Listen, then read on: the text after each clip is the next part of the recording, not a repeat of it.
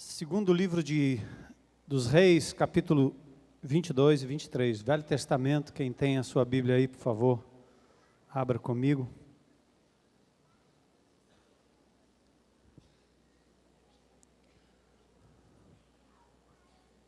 Segundo livro dos Reis, capítulos 22 e 23.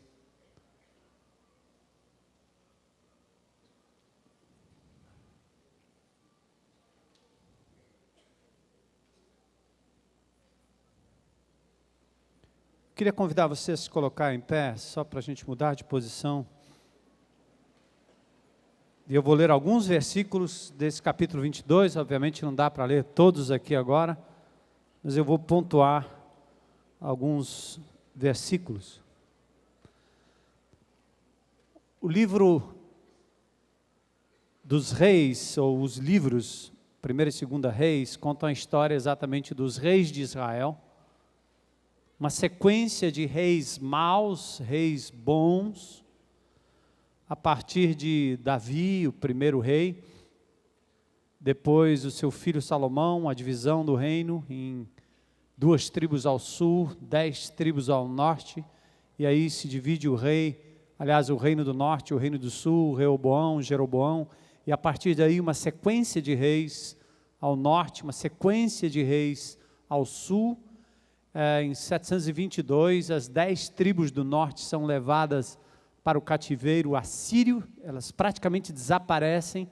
Deus preserva a tribo de Judá, o reino de Judá, por causa da promessa da vinda do Messias através destas 2 tribos, ou desta tribo, e a partir daí, a tribo de Judá também é levada ao cativeiro babilônico em 605 por aí, passa 70 anos no cativeiro, e depois retorna para reconstruir os muros, o seu templo, com Esdras e Neemias, e depois disso os 3 últimos profetas da Bíblia falam desse tempo de reconstrução, preparando então para os 400 anos de silêncio, depois a vinda do Senhor Jesus, aquele que veio de Judá.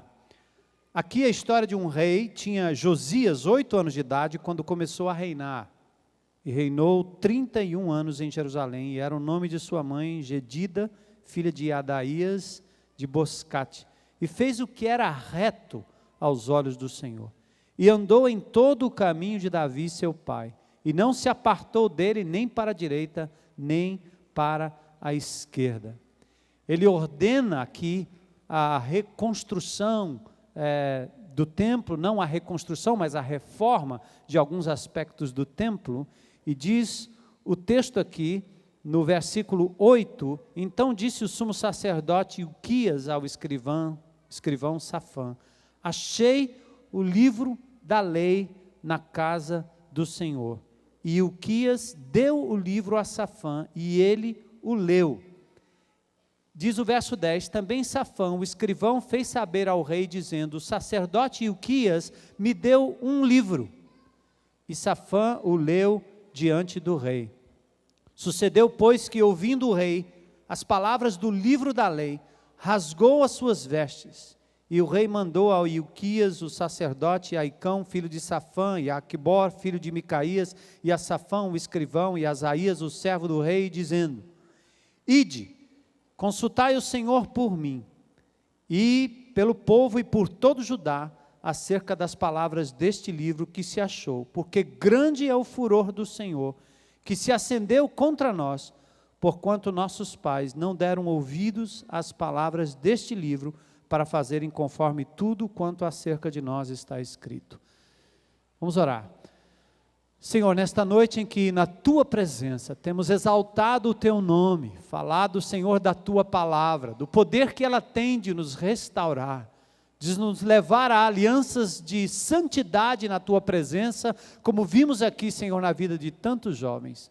Nesta noite em que pausamos como Teu povo para ouvir a Tua palavra, que o Teu Espírito assuma o total controle da nossa mente, do nosso coração e da nossa vontade, para que nos submetamos à Tua palavra, para que essa palavra faça, Senhor, em nós, aquilo que está no Teu coração hoje à noite, promovendo transformação, levando-nos, Senhor, dos ídolos para a Tua presença, para uma adoração parcial, Senhor, ou de uma adoração parcial para uma adoração total ao Teu nome, pois só Tu és digno, Senhor, de todo o nosso louvor, de toda a nossa adoração e de toda a nossa dedicação.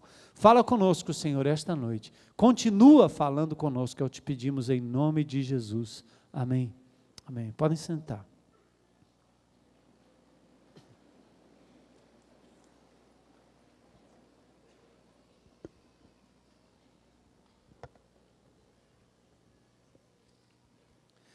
Esta série nasce de um incômodo no nosso coração, trazido obviamente pelas observações do dia a dia, pelas conversas com amados irmãos, pelo que enfrentamos no meio da congregação, pelo que observamos aí fora, pelas ondas seculares que tentam minar toda a verdade bíblica, principalmente a pessoa do nosso Senhor Jesus Cristo.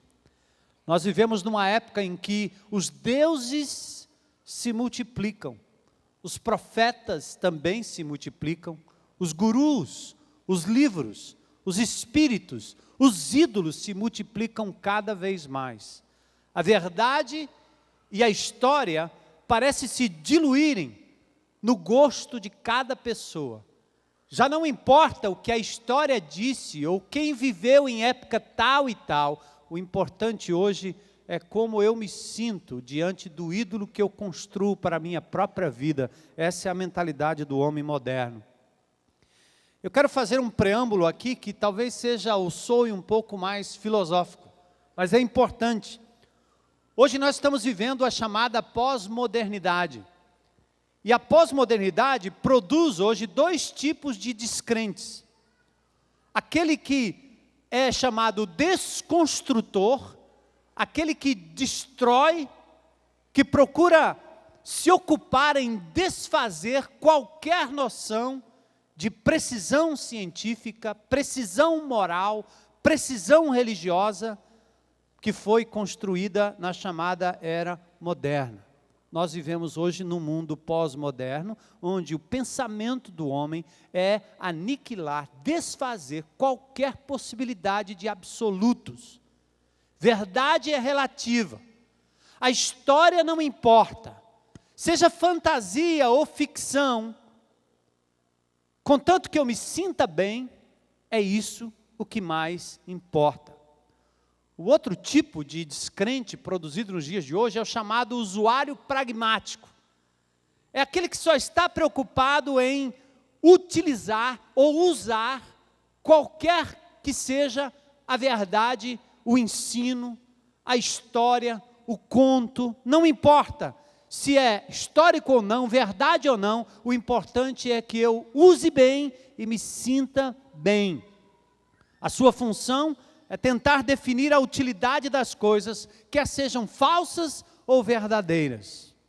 Nós estamos vivendo um pouco daquilo que foi plantado por Nietzsche e por tantos outros, que na verdade se empenharam em destruir a verdade da existência de um Criador eterno, de uma verdade absoluta, de uma palavra santa, para que o homem se tornasse o seu próprio Deus, fazendo as suas próprias leis. No que diz respeito à Bíblia, palavra de Deus, o texto vai perdendo a sua validade histórica. A Bíblia vai assumindo, para muitos, a realidade de quem a interpreta. É como eu vejo, é do jeito que eu me sinto. Não importa se existiu ou não. Moisés não precisa ser Moisés, Adão não precisa ser Adão, Abraão não precisa ser Abraão, Jesus nem precisa ser Jesus, contanto que eu me sinta bem lendo esta palavra. E aí não importa se é Confúcio, não importa se é o Dalai Lama, não importa se é o Taniguchi, não importa se é qualquer outro líder ou guru religioso, o importante é que você se sinta bem. E assim, a palavra de Deus vai sendo deixada à margem como documento histórico.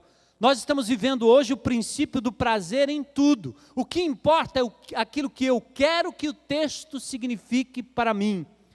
O texto se sobrepõe, na minha interpretação, à própria realidade que os autores quiseram transmitir. Neste sentido, nós estamos, igreja, preste atenção, nos tornando vulneráveis aos ataques dos de fora, que tentam destruir o cristianismo, a partir da tentativa de enfraquecer a pessoa de Jesus, o seu contexto histórico, a sua vida, a sua integridade, a sua história, a sua morte na cruz e a sua ressurreição.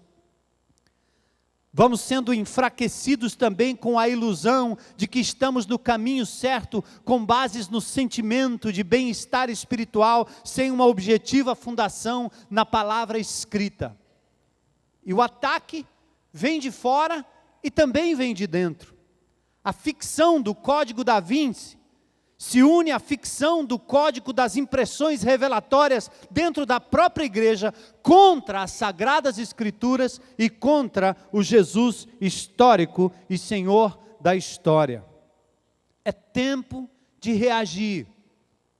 Deixe-me traduzir tudo isso que eu coloquei nesse preâmbulo em palavras muito simples. Lá fora, o inimigo de Deus, a mídia, a imprensa falada, escrita, televisada, os filósofos, os homens que fazem a cabeça das pessoas, os professores, os empresários, os grandes e pequenos, estão todos envolvidos numa onda da pós-modernidade que diz: se é história, não importa. Se existiu ou não, não importa. Verdade absoluta, não para mim. Caminho a ser seguido, vida moral, vida ética, família, opção sexual, isso é comigo. Não existe nenhuma lei que me faça seguir regra A, B, C ou D. Jesus bem poderia ter sido um homem qualquer, com as mesmas taras, com os mesmos desejos, com os mesmos sentimentos de um homem comum. Afinal, ele era um homem comum. E este mundo em que nós estamos mergulhados, às vezes exalta a pessoa de Cristo, mas às vezes o compara a um simples guru, ou quem sabe, a um homem qualquer, do mais baixo calão que possa existir em qualquer lugar. Nós estamos sendo bombardeados. Eu recebi um telefonema hoje, lá de Portugal, alguém que andou nas livrarias portuguesas, e pouco viu sobre a palavra de Deus, mas muito se viu sobre o quê? Aquilo que hoje está tentando minar, não só pelo livro, mas muito mais agora pelo filme, o caráter, a moral e a vida da pessoa do Senhor Jesus Cristo. Porém, dentro da própria igreja de Jesus, nós também estamos sendo atacados. Os falsos profetas nem sempre estão lá fora. Deus está levantando agora um discernimento, ou dando à igreja um discernimento, quem sabe capaz de detectar isso que está acontecendo dentro do próprio corpo de Cristo. Os falsos profetas se levantando, falando em nome de Deus quando Deus nunca falou, fechando a palavra escrita para que não apenas profetizem segundo os seus próprios pensamentos, como conduzam pessoas incautas e despreparadas a seguirem movimentos chamados do Espírito, que só tem a ver com o bom gosto e o bem-estar, ou o mau gosto e o mal-estar de cada um. É dentro e é fora. E não vai demorar muito, a igreja de Jesus vai precisar de uma restauração, de um reavivamento com fundamento na palavra, ou ela vai se diluir e ficar muito parecida com qualquer filosofia oriental. É por isso que nós queremos hoje à noite começar com esta passagem da Escritura. Josias e o livro. Josias começa a reinar, como eu disse, em 640. Israel estava disperso. Judá sob ameaça de punição divina. Deus estava prestes a punir Judá. Por quê? Porque abandonaram a palavra de Deus e começaram a se envolver com os deuses da terra, principalmente os deuses dos cananeus. Manassés, Um rei que foi comparado, ou pior, do que Acabe. Ele foi capaz de fazer o seu próprio filho passar pelo fogo, sacrificando ao deus Moloque. Ele ressuscitou toda a adoração e toda a idolatria dos altos dos montes ali em Judá, misturado com a adoração ao Deus de Israel. Amon, o pai, também não foi melhor. Foi ainda um homem que estimulou a idolatria em Judá. A força dos deuses da terra e o sumiço das sagradas escrituras formaram um ambiente propício para uma religiosidade oca, misturada com toda sorte de idolatria. Ídolo é tudo aquilo que assume o lugar absoluto de Deus na vida de uma pessoa, na vida de uma família, na vida de um povo, na vida de uma nação ou na vida de uma igreja. O ídolo é a substituição da pessoa de Deus.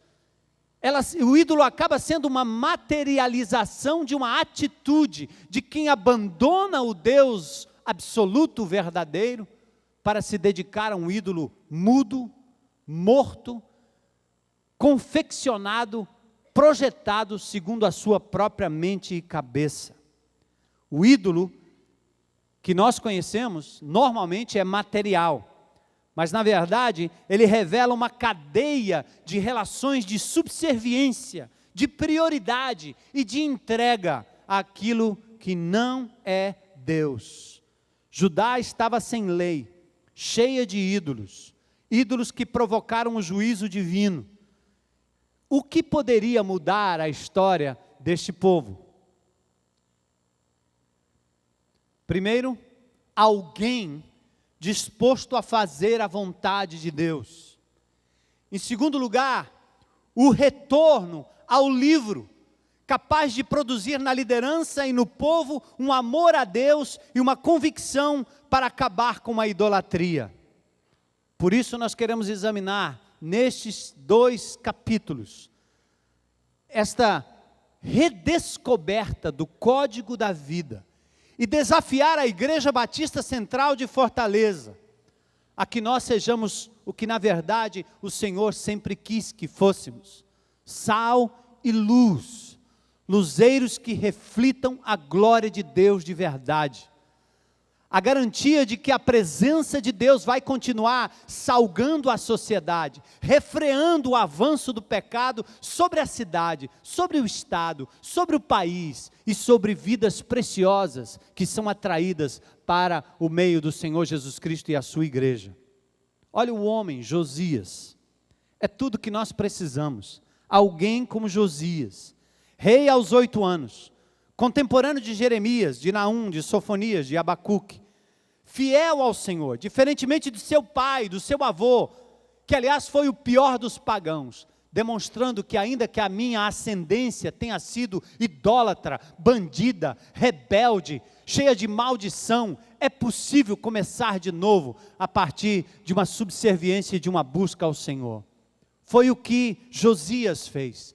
Ele buscou o Deus de seu pai Davi. Davi era um ancestral muito longe, mas o que quer dizer o texto é que ele buscou a fé de Davi, o Deus de Davi, a palavra que Davi também buscara durante o seu tempo.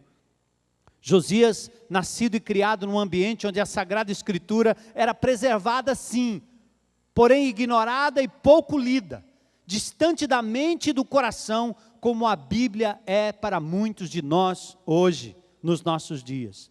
Preste atenção, amados.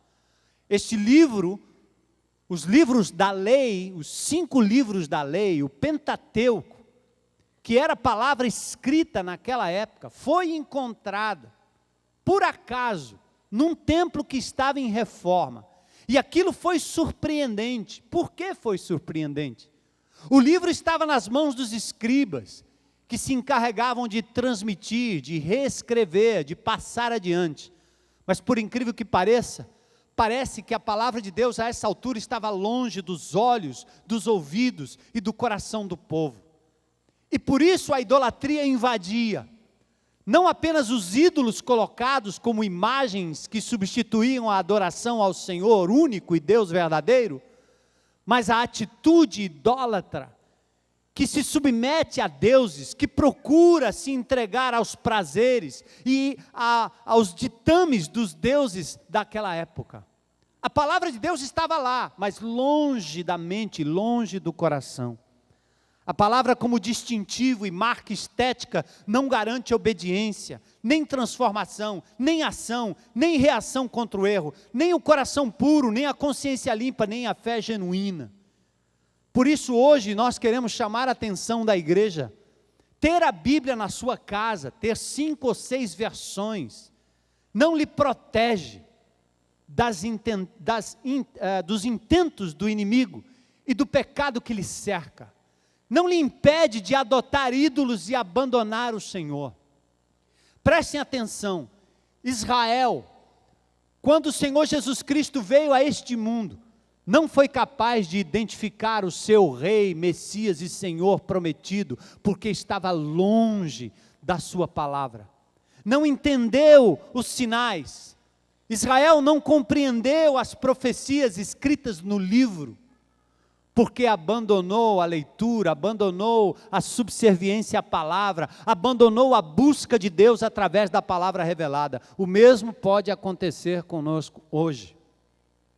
Somos igreja, temos o nome de batistas, temos o nome de evangélicos, temos o nome de família cristã, levamos o nome de Cristo, levamos a marca de Cristo, levamos o colar, o anel, a camiseta, tudo, o adesivo no carro, mas nós precisamos muito mais do que isso.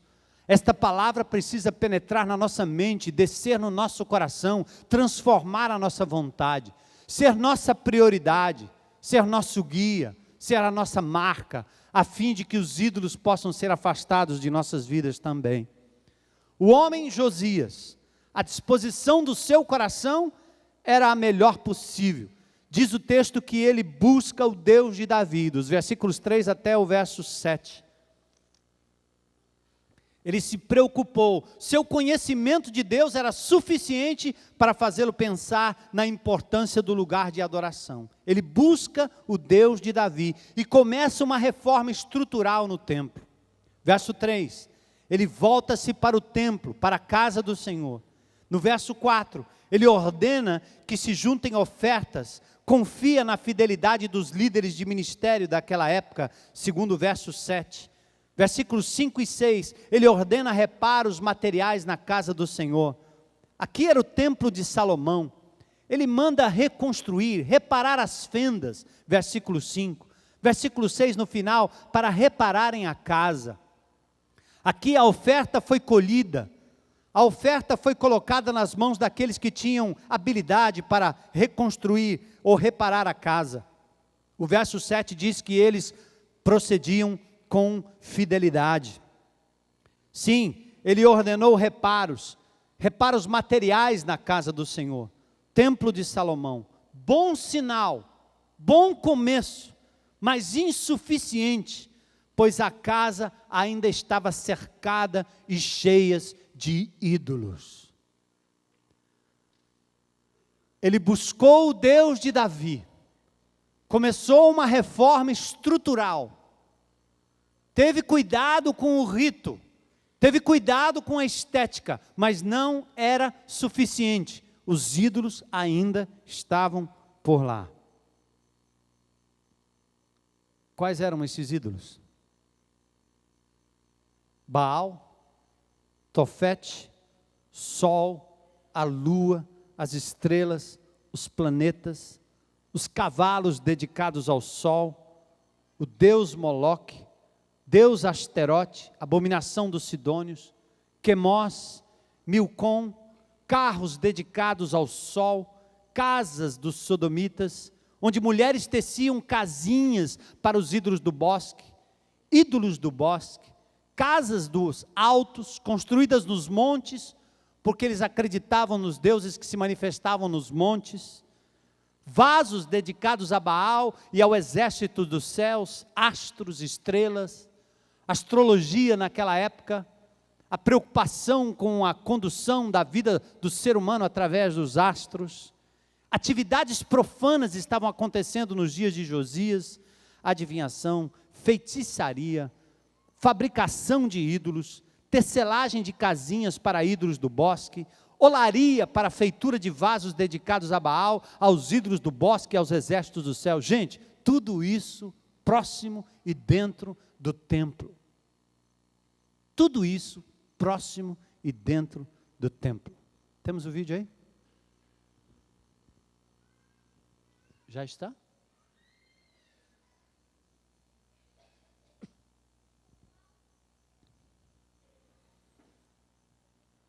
Eles estavam lá. E talvez quando você olhe para alguns desses ídolos, você deve pensar, nós não temos isso. É verdade. Mas temos outros. E estes ídolos tinham por trás, eram ícones que levavam o povo a compreender ou a pensar que a solução dos seus problemas diários, que a relação com o seu futuro, que a sua sorte estava toda à mercê de deuses. Mesmo que crescem que Deus estaria acima de todos os deuses, ainda havia uma crença nos deuses mediadores e intermediários. Deuses, deuses e mais deuses. Deuses da fertilidade, deuses do amor, deuses da fortuna, deuses da saúde, deuses relacionados à sorte, à lavoura, deuses relacionados ao futuro, à posição dos astros, das estrelas, tudo isso exatamente dentro e ao redor do templo dedicado ao Senhor. Pausa. Preste atenção nisso, amados. Amar e servir a Deus de coração, alma e entendimento não é o bastante. Amar e servir a Deus de coração, alma e entendimento não é o bastante. Sabe por quê? Porque amar e servir a Deus de todo o coração, de coração, alma e entendimento, não é o mesmo que amar e servir a Deus de todo o coração, de toda a tua alma e de todo o teu entendimento. Deus não divide a sua glória com outro. Isaías 42:8 diz: eu sou o Senhor, este é o meu nome, a minha glória, pois, não darei a outrem, nem a minha honra às imagens de escultura. Paulo adverte em 1 Coríntios 10:7, não vos façais, pois, idólatras como alguns deles, porque eles cobiçaram coisas más, assentaram-se para comer e beber e levantaram-se para se divertir, praticaram a imoralidade e murmuraram contra Deus. Ídolo é tudo aquilo que assume na sua vida, na minha vida, o lugar de Deus. Nós também estamos cercados por ídolos, como nos dias de Josias. Judá estava cercada de ídolos que invadiram a sua adoração, o seu dia a dia. Enquanto a palavra estava escondida com os escribas, e escondida num lugar qualquer, perdida num lugar qualquer do templo, a adoração e a idolatria, a adoração a ídolos, a idolatria invadia Judá. Nós também temos os nossos ídolos. Eles estão por perto. Sabe quem são? Ou quais são? Coisas, pessoas, posições, poder, sonhos, dinheiro, objetos, agendas, rotinas que nos escravizam. Os ídolos modernos estão ao nosso redor, estão perto de nós, e muitos deles dentro da nossa própria mente. O ídolo é tudo aquilo que substitui a pessoa de Deus. Tudo que temos, apesar de bom, pode ser transformado num ídolo, porque a intensidade com que nos dedicamos a alguma coisa legítima pode nos tornar escravos desta mesma coisa e esta coisa se transformar num ídolo em nossas vidas. Estas coisas acabam nos afastando de Deus e a ausência da palavra de Deus em nossas vidas acaba nos aproximando destes ídolos. Faça um breve inventário na sua vida. Se você tivesse que marcar alguns ídolos, pense quais seriam. Mas vamos continuar para a gente voltar nesta decifração dos ídolos modernos mais tarde. Versículos 8 e 10 do capítulo 22 fala do livro que foi encontrado. Os edifícios não tinham sinais luminosos, nem documentos, nem inscrições importantes, não tinham escrituras. Mas o piso, os alicerces, tinham escritas que marcavam a importância daquele edifício. Salomão incluiu uma cópia da lei junto à arca. Na reforma, um documento antigo acaba sendo encontrado. Foi encontrado um livro.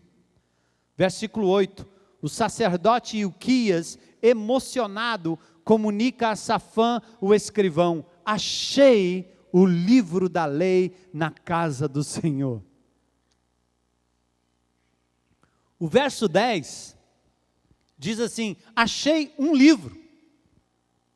O verso 8 diz: achei o livro da lei na casa do Senhor. Que coisa! É como se alguém de repente no culto tropeçasse num livro qualquer, numa caixa, e abrisse a caixa e dissesse assim: pasme o que eu encontrei aqui hoje à noite. Tem uma Bíblia. No meio do culto da Igreja Batista Central, acharam uma Bíblia. Que grande novidade. É como se você estivesse, de repente, dando uma olhada ali nos seus armários e encontrassem uma página da Escritura, um livro da Bíblia, no meio das suas coisas abandonadas em algum canto, em algum armário. Foi exatamente o que aconteceu naqueles dias. E talvez nós possamos encontrar... Quantas Bíblias nós temos aqui hoje à noite? Levanta aí. Glória a Deus. Nós não vamos ter problema de achar uma Bíblia hoje à noite aqui, no meio do culto da IBC. Mas eu posso arriscar que na cabeça, na mente e no coração de muitos de nós, essa Bíblia sumiu há muito tempo. Que na rotina da nossa agenda e do dia a dia, há muitas outras coisas que ocupam muito mais o lugar da palavra do que a palavra de verdade. Pense nisso. O livro foi encontrado. Esta cópia foi depositada ao lado da arca, que fora perdida nos dias dos idólatras Manassés e Amon. Eles estavam muito preocupados com os ídolos ao redor. Outras cópias estavam nas mãos dos escribas, como falei, mas certamente não faziam parte da rotina de leituras, de meditações, de guia da liderança e do povo em geral. Lembra do que Paulo disse a Timóteo? Tu, porém, permanece naquilo que aprendeste, que foste inteirado, sabendo de quem o aprendeste, e que desde a infância sabes as sagradas letras que podem tornar-te sábio para a salvação pela fé em Cristo Jesus. Verso 10, Safá leu diante do rei o livro da lei, talvez leu porções de Deuteronômio 27, 28, quem sabe. Assim como lá em Neemias, Esdras lê a lei diante do povo, textos capazes de impactar a mente e o coração do rei. Acharam o livro da lei, começaram a ler o livro da lei. Achar o livro da lei é uma providência divina para poupar uma geração que herda o anomismo, o hedonismo, o egoísmo, a triste realidade de se estar sendo invadido, cercado e dominado por ídolos. Aquilo que ocupa o lugar de Deus na sua vida. Até então, parece-me que a atividade profética não tinha sido suficiente para provocar mudança. Foi preciso a palavra. O livro precisava ser lido, relembrado, obedecido pela liderança e pelo povo. O livro da lei foi lido. Tomaram tempo. Lá no livro de Neemias diz que leram a Bíblia da manhã até o meio-dia. Quem sabe vararam a tarde, lendo a palavra de Deus. Qual é o conteúdo das nossas reuniões? Eu tenho visto se multiplicar pelo Brasil afora, e principalmente aqui em Fortaleza, e muito até dentro da própria congregação, reuniões e reuniões e reuniões e reuniões, onde profetas falam, e a Bíblia é fechada. Poucas são as reuniões em que se leem a palavra de Deus, em que mergulham, estudam a palavra de Deus, em que procuram obedecer o que diz a palavra de Deus. O livro foi encontrado. Qual foi a resposta? Versículos 11 e 13, uma resposta sincera. Josias rasga suas vestes, sinal de indignação e humilhação pelo pecado do povo. Porque quando nós lemos a palavra, ela revela o pecado e revela as consequências dos mesmos. Hebreus 4:12 diz que a palavra de Deus é viva e eficaz e mais penetrante que espada alguma de dois gumes. Não é a profecia, não é a revelação, não é a adivinhação. É a palavra de Deus que é viva e é eficaz e ela penetra como espada alguma de dois gumes. Capaz de discernir juntas, medulas, discernir intenções e pensamentos do coração. É esta palavra que o Espírito de Deus usa para convencer o homem do pecado, da justiça e do juízo. Essa palavra, quando lida, pregada, aplicada, ensinada, é capaz de ser um grande espelho para mostrar como estamos e como somos de verdade. Essa palavra é capaz de discernir as intenções do coração de cada homem, de cada mulher. Por que é que nós não lemos a palavra? Porque a intenção do diabo, que a gente leia tudo, leia livros, se especialize, gaste horas e horas, fique cercados pelos ídolos, das telas que estão aqui ao meu redor hoje, propositadamente. Parabéns ao pessoal da produção aí, né? Olha aqui. Quanto tempo, quanto tempo, quanto tempo, quanto tempo, quanto tempo. Que tempo. Que ídolo. Que veículo. Que capacidade que esse aparelho tem. Não é o aparelho, é o que vem lá de dentro. A capacidade de amortecer a sua mão. De fazer com que esse botão seja clicado para lhe manter horas e horas e horas e horas e horas e horas e horas e horas e horas, sendo impregnado na sua mente e no seu coração, com todo o investimento possível, para que você, lá dentro da sua mente, do seu coração, construa ou destrua princípios cristãos e construa princípios seculares, mundanos, idólatras, diabólicos, demoníacos. Capazes de destruir a mente de crianças, que são largadas à mercê dessa babá diabólica.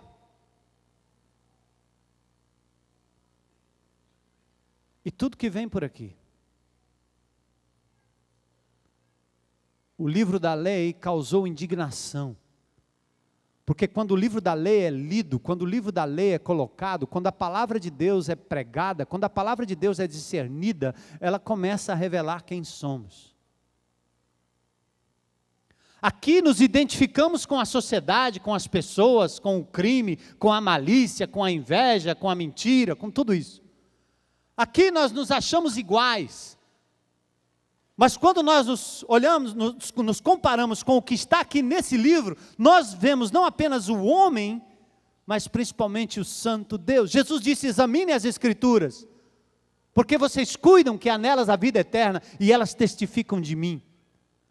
A única maneira de ver a luz, de ver a santidade, a justiça, o poder, a graça e a misericórdia de Deus, é na palavra revelada. A lei não só revela o pecado, como a consequência do mesmo. Josias reconheceu a ira de Deus. O legado idólatra seria punido por não darem ouvidos às palavras do livro. Aí ele busca confirmação. Ele manda consultar no verso 13. A lei é lida e Josias está aquilo é tão estranho, tão diferente, que ele diz: manda consultar ao Senhor para saber se isso é verdade. E nesse mesmo texto entra a atividade de uma profetisa chamada Hulda. Versículos 14 a 20. O que parecia ser uma dúvida sincera, revela a intensa atividade profética daqueles dias e a confirmação de tudo que estava escrito no livro. A resposta da profetisa foi: todas as palavras do livro serão cumpridas. Misericórdia anunciada ao rei que atentou para o que estava escrito. Presta atenção, profetismo bíblico não inventa, concorda e corrobora com a palavra escrita, a lei.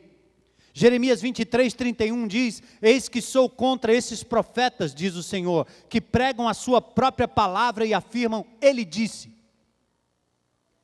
Usando o termo com Deus minúsculo, eu tenho dito hoje que Deus está falando demais. Muitas vozes que Russell e Rutherford ouviram para criar a seita das falsas testemunhas de Jeová. Vozes que Joseph Smith ouviu lá na floresta, nos textos que vieram criptografados em egípcio, para formar livros como Doutrinas e Convênios, Pérola de Grande Valor, a Doutrina dos Mormons e etc. Vozes que fizeram com que Ellen White escrevesse um livro para falar do advento, porque Jesus, que fora prometido retornar em 1844, não voltou. E inventaram uma história de que ele voltou nas regiões celestiais. E lá dentro uma arca, e lá dentro da arca um livro, e dentro do livro os 10 mandamentos, e nos 10 mandamentos o sábado piscando, para dizer que salvação agora depende da guarda do sábado. E os homens engolem. E hoje nós estamos ouvindo e vendo coisas estranhas escritas em livros sobre maldições, sobre distinções entre iniquidade e pecado, coisa ridícula, na invenção da cabeça de cada um, doutrinas que estão levando os crentes a acreditarem numa prosperidade falsa, a pronunciarem coisas no próprio louvor, no próprio momento de louvor, que não tem o mínimo cabimento. Coisas do tipo tocar nas vestes de Jesus e isso e aquilo, quando nós não usamos apenas a figura, passamos a acreditar que há um sopro que alguém pode soprar, que há uma unção especial sobre determinadas pessoas, que agora nós temos o bispo, o apóstolo, o papa e sei lá quem mais vai aparecer, para ser os ungidos do povo de Deus, uma novidade atrás da outra. Ninguém quer a palavra, ninguém quer a disciplina de ler o livro, de conhecer o livro, de obedecer o livro, porque o livro bate no rosto, na mente, revela, descortina, descobre. O livro é ruim, tem coisas amargas aqui, porque revela o meu pecado, a minha vida, a minha necessidade, a minha dependência. Revela por onde eu tenho que andar, me fala do caminho estreito, me fala de um Messias que sofre, não é triunfante, até que vai à cruz do Calvário, se entrega por nós, ressurge ao terceiro dia, para que a gente também experimente o Calvário, mortifique o eu, crucifique o eu, e a partir daí possa experimentar a glória que nos está reservada na eternidade. Essa palavra que nos manda abster do mal, amar o inimigo, perdoar, viver a vida ética simples, nos abster da imoralidade, essa palavra que chama homem de homem, mulher de mulher, que devolve a dignidade para a mulher, que dá a dignidade ao ser humano, que mostra que nós não somos objetos de desejo sexual, mas somos pessoas com nome, homem e mulher, feitos para a procriação, feitos para o prazer dentro do casamento.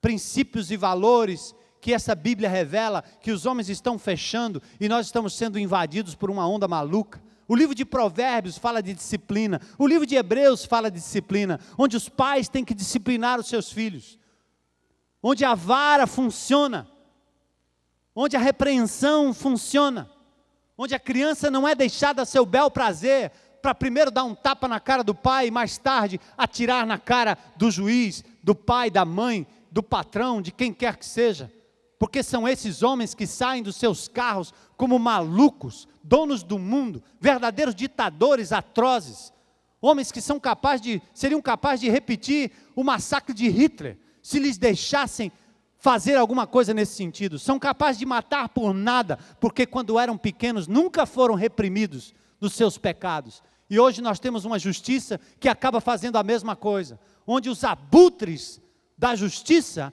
acabam vivendo da desgraça do povo, matam e soltam, matam e soltam, matam e soltam, porque não há absoluto, não há verdade, não há moral, abandonaram a palavra, abandonaram a lei de Deus, e é só você ler a Escritura e você vai ver que há um caminho diferente. Há um caminho de restauração, há um caminho de verdade, há um caminho de fidelidade, há um caminho de pureza sexual, há um caminho de honestidade, há um caminho de contentamento, há um caminho diferente. Será que os crentes em Cristo Jesus hoje estão dispostos a seguir a palavra e menos essas elucubrações proféticas, essas invenções e impressões humanas que nos fazem sentir bem sem mudar de atitude? Que nos fazem bater o pé, gritar glória e aleluia, enquanto não temos moral, porque estamos menosprezando a esposa dentro de casa, estamos devendo aos tubos por aí, estamos nos enganchando com coisas terríveis, estamos fazendo aquilo que é inconveniente, estamos matando e roubando, enquanto nós estamos aqui no glória e aleluia. O livro foi encontrado, Josias rasga suas vestes, e imediatamente ele manda proclamar. Ele tem uma reação, ele manda consultar, a profetisa diz, é a palavra, ouçam a palavra, vai acontecer o que está escrito na palavra. E a resposta foi coerente. Primeiro, uma reação positiva de Josias.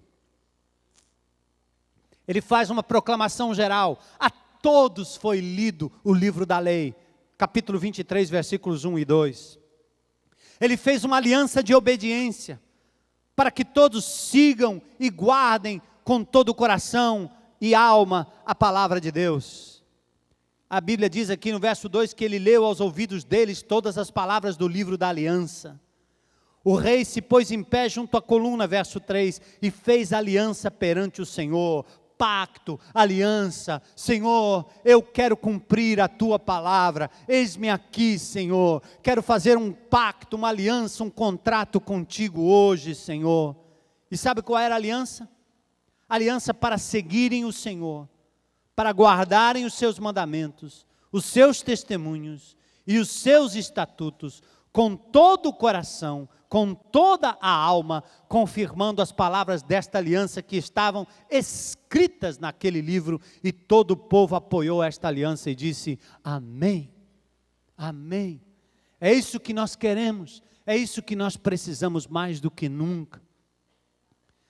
Finalmente ele também, de forma positiva, empreende a celebração da Páscoa, tem proclamação, tem aliança e tem celebração.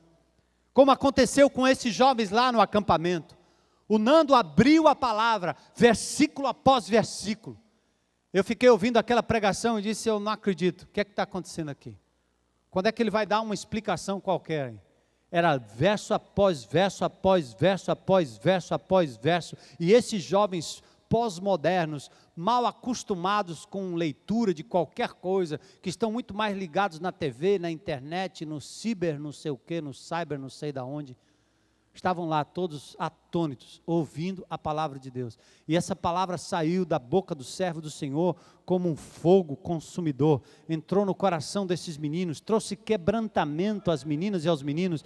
E foi feita e celebrada uma aliança diante do Senhor. Está aqui, ó. Eu quero me manter pura diante do meu Deus. E hoje à noite teve celebração. Como continuará tendo e havendo celebração com base na palavra. Mas, amados, veio também da parte de Josias, para terminarmos, uma reação negativa não errada, mas olha o que ele fez: purificou a adoração, tirou os vasos, profanou os ídolos, destituiu os sacerdotes, queimou os carros do sol, derrubou altares, esmiuçou estátuas, fez uma verdadeira limpeza espiritual e simbólica, livrando-se da atitude e do ícone.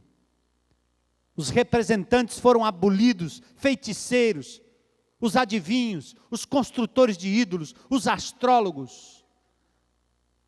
E assim a reforma espiritual, o reavivamento espiritual aconteceu. Primeiro nós precisamos receber a palavra. Aí nós temos que começar a instituir padrão de comportamento que seja condizente com o Deus Santo. Mas também é preciso quebrar os ídolos. É preciso subjugar aquilo que está nos subjugando.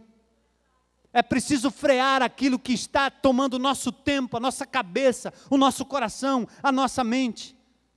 Quais são os nossos ídolos hoje? São estátuas. São deuses. Talvez você, como crente em Cristo Jesus, está esperando uma oportunidade para o pastor Armando chutar a santa. Muito bem, pastor. Bora chutar as santas. Está cheio nas repartições públicas desse Estado, que não tem nada de laico. Esse Estado é dominado pela igreja romana. Poderiam pelo menos respeitar Estado, cuidar das coisas do Estado. E não termos em cada lugar, em cada condomínio, em cada repartição pública, uma estátua. Poderiam ter lá a palavra de Deus. Quem sabe teria efeito no coração e na mente desses governantes. Mas nas repartições públicas, crentes, não crentes, ateus, todos são obrigados a engolir a idolatria desse povo que mal conhece a palavra e que continuam se curvando a estátuas e optando por mediadores que não têm poder para salvar. Tem olhos, mas não veem. Tem ouvidos, mas não ouvem. Tem boca, mas não falam. Tem mãos, mas não apalpam. Tem pés, mas não andam. São deuses que nada podem fazer e assumem o lugar do Rei soberano vivo, Senhor Jesus.